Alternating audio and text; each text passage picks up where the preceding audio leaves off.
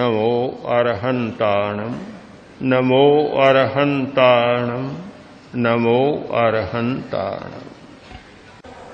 5 सूत्र जिन पर ध्यान केंद्रित होना हमारा जरूरी। पहला सूत्र है भावक क्रिया। भावक क्रिया, आदमी क्रिया करता है, निकम्मा तो कोई नहीं रह सकता। आदमी निकम्मा रह ही नहीं सकता, क्रिया तो करेगा। किंतु एक बहुत महत्वपूर्ण साधना का सूत्र दिया भगवान महावीर ने, वह है भावक क्रिया। क्रिया रोके यह तो संभव नहीं होगा। हो सकता है कि 1 घंटा 2 घंटा आदमी कोई काम न करे, किंतु 24 घंटा ही कुछ भी न करे यह तो संभव नहीं। हो सकता है 1-2 दिन न करे 24 घंटा भी, किंतु जीवन भर कोई आदमी कुछ भी न करे यह तो संभव नहीं।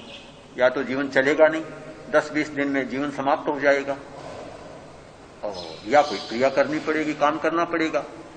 तो फिर कैसे संभव हो सकता है? तो एक सूत्र है अप्रमाद का, भावक क्रिया। यानी जो काम करो उसे जानते हुए करो। भावक क्रिया का पहला मतलब है कि जानते हुए करो। जानो कि मैं यह कर रहा हूं। बहुत छोटी सी बात लगती है, किंतु यह बात अगर पकड़ में आ जाती है तो इतना विकास होता है चेतना का। जो आदमी इसका अभ्यास कर ले, चाहे अच्छा काम करता है चाहे बुरा काम करता है, तो जानता हुआ करता है, प्रमाद में नहीं करता, मूर्छा में नहीं करता। वह जान रहा है कि मैं यह कर रहा हूं, अपने आप बुराइयां समाप्त होने लगी। बहुत बड़ा साधना का सूत्र है जानते हुए करना। खाएं तो जानते हुए, पानी पिए तो हमें पता चले कि पानी पी रहा हूं, श्वास ले तो पता चले कि श्वास ले रहा हूं। किसी से कोई गुस्से में आकर कोई अपशब्द भी कहे तो यह पता रहे कि मैं कह रहा हूं। अगर इतनी जागरूकता बढ़ती है तो एक ऐसा चौकीदार भीतर बैठ जाता है कि वाच करता रहता है, ध्यान देता रहता है। देते देते अपने आप सारी बातें समाप्त होने लगती। तो एक बहुत बड़ा सूत्र है भावक क्रिया का कि जो भी करें जानते हुए करें। दूसरा है कि वर्तमान में जीना। भावक क्रिया का दूसरा अर्थ है वर्तमान में जीना। यानी जो आदमी जानते हुए करेगा वह वर्तमान में जिए। काम कुछ कर रहे हैं और ध्यान कहीं अटका हुआ है तो वर्तमान में नहीं जी सकते। वर्तमान में जीने का मतलब कि जो करता है उसी को जानता है, तो वह आदमी वर्तमान में जीता है। रोटी का कोर मुंह में जा रहा है और याद कोई पुरानी बात आ गई, उसके साथ दुश्मनी है, मुझे बदला लेना है, उसने मेरे साथ ऐसा व्यवहार किया, मुझे ऐसा करना है। स्मृतियां या कल्पनाएं आ गई, अतीत की स्मृतियां और भविष्य की कल्पनाएं आ गई, तो फिर वर्तमान तो हमारे हाथ से छूट गया। मुंह में तो कोर जा रहा है, किंतु चेतना सारी अतीत में या भविष्य में अटकी हुई, तो उससे हमारी शक्ति का बहुत नाश होता है, अपव्यय होता है। दोनों ओर से खींचातान होती है। वर्तमान तो इधर खींचता है और अतीत और भविष्य उधर खींचते हैं। ठीक वही दशा होती है कि 2 पत्नियों के बीच में पति लटकता रहता है बीच में। एक आदमी के 2 पत्नियां थी, और जो 2 पत्नियां हो लड़ाई न हो यह संभव नहीं हो सकता, निश्चित बात है। 2 पत्नियां होने का मतलब ही लड़ाई मोल लेना। तो अब लड़ाई शुरू हुई। पति ने सोचा क्या किया जाए, तो एक का मकान नीचे बना दिया और दूसरी के लिए दूसरा तल्ला ऊपर बना दिया। अलग अलग रहो, अलग अलग, तुम ऊपर रहो और ये नीचे रहे, जिससे कि लड़ाई न हो। और बारी बंद गई। एक दिन पति उसके पास भोजन करता और एक दिन ऊपर वाली के पास भोजन करता। बारी बंद गई। मकान बना था, सीढ़ियां थी नहीं, निशानी रखकर ऊपर जाते आते। एक दिन भूल से बारी थी नीचे वाले की और पति ऊपर चढ़ने लगा, निशानी पर चढ़ा, थोड़ा सा ऊपर चढ़ा और दोनों को ही पता चल गया। उधर ऊपर वाली आ गई, उसने सोचा बहुत अच्छा हुआ, आज उससे बदला लूंगी। नीचे वाली ने सोचा बहुत बुरा हुआ, मेरी बारी ऊपर जा रहा है। तो वह आई बोली बीच में, तो कहां जा रहे हो, आज तो मेरी बारी है। ऊपर वाली बोली अब आ गए तो पीछे कैसे जाओगे। बेचारा बीच में था, नीचे वाली ने पग पकड़ लिया और ऊपर वाली ने सिर पकड़ लिया, कंधे पकड़ लिए। अब ऊपर वाली ऊपर टांगती है, नीचे वाली नीचे टांगती है, अधर में लटकता रह गया, चमड़ी छिल रही है। कहता है मुझे भले मानसो, छोड़ो मुझे, तो मेरी बुरी हालत हो रही है। वह कहती है नहीं छोड़ूंगी, बारी मेरी है, ऊपर कैसे जा सकते हो, नहीं जा सकते।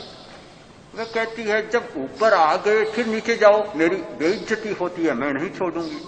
बेचारा अधर में लटकता रहा, लहू लुहान हो गया। तो ठीक यही दशा होती है कि जब आदमी वर्तमान में होना चाहिए, इधर अतीत खींचता है, इधर भविष्य खींचता है और वह बीच में लटकता रहता है। शरीर लहूलुहान होता है तो मन भी लहूलुहान हो जाता है, इंद्रियां भी लहूलुहान हो जाती है और बड़ी बुरी हालत होती है। और यह जितना मानसिक तनाव बढ़ता है, आज की जो सबसे बड़ी समस्या, भयंकर समस्या मानसिक तनाव की, यह तनाव इसीलिए बढ़ता है कि एक पत्नी नीचे खींच रही है, दूसरी ऊपर खींच रही है, तो तनाव नहीं बढ़ेगा तो और क्या बढ़ेगा। तो अतीत तो अपनी ओर खींच रहा है, भविष्य अपनी ओर खींच रहा है और वर्तमान में की निशानी पर खड़ा खड़ा आदमी बीच में लटक रहा है, और क्या होगा। तो बहुत महत्वपूर्ण सूत्र है कि हम वर्तमान में जानते हुए करें और वर्तमान में जिए। जब ये दो बात आती है तो फिर भावक क्रिया का तीसरा अर्थ होता है सतत अप्रमत्त रहे। अपने आप अप्रमत्त आता है, अप्रमाद आता है, जागरूकता बढ़ती है, आदमी प्रमाद से मुक्त हो जाता है। ये तीन अर्थ हैं भावक क्रिया के। भावक क्रिया कितना महत्वपूर्ण एक सूत्र है कि जानते हुए करना, वर्तमान में जीना और ध्येय के प्रति अप्रमत्त रहना। आपका ध्येय क्या है? ध्यान के लिए आए हैं तो ध्यान कब होगा? ध्येय का पता चले तब ध्यान होगा। जब ध्येय का ही पता नहीं तो ध्यान किसका करेंगे? आप ये न माने कि एकाग्रता का मतलब ध्यान है। एकाग्रता तो आपसे अच्छी एक शिकारी में होती है, निशानेबाज में होती है। उसे कितना एकाग्र होना पड़ता है। एकाग्र हुए बिना कोई निशानेबाज नहीं बन सकता। एकाग्र हुए बिना चोर भी चोरी नहीं कर सकता, सेंध नहीं लगा सकता। सबको एकाग्रता करनी पड़ती है। एकाग्रता का मतलब ध्यान नहीं है।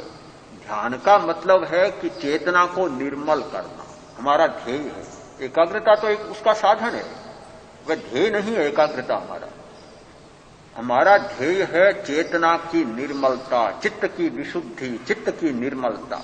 चित्त को निर्मल बनाना है। इस दर्पण को, इस शीशे को बिल्कुल साफ करना, निर्मल बनाना। जो भी मैल जमा हुआ है और शीशा आंधा हो गया है, धुंधला हो गया है, उसमें हमारा प्रतिबिंब दिखाई नहीं दे रहा है, अपना स्वरूप दिख नहीं रहा है, उस शीशे को बिल्कुल स्फटिक जैसा उज्जवल और निर्मल बना लेना है। यह है हमारा ध्येय। इस बात को याद रखें। हर ध्यान से पहले 1 मिनट के लिए इस बात को याद कर लें कि मेरा ध्यान करने का ध्येय है चित्त को निर्मल करना, स्फटिक बनाना, उज्जवल बनाना। उस पर जो कसाय के मैल जमे हुए हैं, ज्ञान का आवरण है, कसाय की मूर्छा है और अंतराय, विघ्न, शक्ति का अवरोध है, उन सबको समाप्त करना और विशुद्धि करना। यह है हमारा ध्येय। तो ध्येय के प्रति हमारा अप्रमाद। दूसरा सूत्र है क्रिया करें, प्रतिक्रिया न करें। उपसंपदा का दूसरा सूत्र क्रिया करें, प्रतिक्रिया न करें। क्रिया करें। आदमी काम करना नहीं जानता, क्रिया करना नहीं जानता, सारा जीवन प्रतिक्रिया में बीतता है। हर आदमी प्रतिक्रिया के साथ जीता है कि उसके साथ अच्छा व्यवहार नहीं किया, इसलिए नहीं किया कि उसने मेरा अनिष्ट किया था। प्रतिक्रिया जागी। किसी ने कहा ध्यान के लिए आए हो, बातें मत करो, मौन रहो। तू कौन कहने वाला? अब फिर जब भी मौका मिला उसे कहीं देख लिया कि बात कर रहा है, तो मुझे चेतावनी आया, अब आप क्या कर रहे हैं, क्यों कह रहा है? कहने के पीछे कोई मंगल की भावना नहीं है, किंतु बदला लेने की भावना, प्रतिक्रिया की भावना कि उसने मुझे कहा था तो अब मौका मिल गया तो बदला ले लो। हमारे जीवन की बहुत सारी क्रियाएं प्रतिक्रिया के साथ चलती। तो उत्प्रेक्षा ध्यान करने वाले व्यक्ति को इस बात से बचना है कि हम क्रिया करें, प्रतिक्रिया न करें। हमारा हर काम स्वतंत्र है कि मेरा यह धर्म है, मुझे करना है इसलिए करें, न कि उसने मेरे साथ ऐसा किया इसलिए करें। तो एक बहुत महत्वपूर्ण सूत्र है अपनी स्वतंत्रता का कि क्रिया करें, अपनी स्वतंत्रता से करें, किंतु दूसरे के हाथ का खिलौना बनकर न करें। आदमी खिलौना बहुत बनता है, ऐसे तो दावा करता है कि मैं स्वतंत्र हूं, पर सारा जीवन तो खिलौने की भांति चल रहा है। मदारी को जैसे मदारी बंदर को जैसे नचाता है, आदमी का जीवन चलता है। थोड़ी सी आपकी प्रशंसा किसी ने कर दी तो बड़े खुश हो जाएंगे, किसी ने थोड़ी सी कोई तिरस्कार की बात कर दी तो बस मुंह ऐसा सूझेगा कि कई दिन तक सोजा ही नहीं उतरेगा, सोच ही नहीं उतरेगा। मेरे डॉक्टर साहब की गोलियां ले ले तो भी सोच नहीं उतरेगा। क्यों? सारी प्रतिक्रिया होती है। खुश होना भी दूसरों के हाथ में, नाखुश होना भी दूसरों के हाथ में, अच्छा होना भी दूसरों के हाथ में, बुरा होना भी दूसरों के हाथ में। ऐसा लगता है कि अपने हाथ में तो अपना कोई अस्तित्व नहीं। ऐसा आदमी अपना कोई तराजू नहीं, अपना कोई मानदंड नहीं, अपनी कोई कसौटी नहीं, अपना कोई स्टैंडर्ड नहीं। दूसरा जैसा मानता है वैसा अपने आप को देखता है, अनुभव करता है। यह सारा प्रतिक्रिया का जीवन होता है। क्रिया का जीवन होता है कि दूसरे के तराजू से अपने आप को न तोले, किंतु अपने तराजू से अपने आप को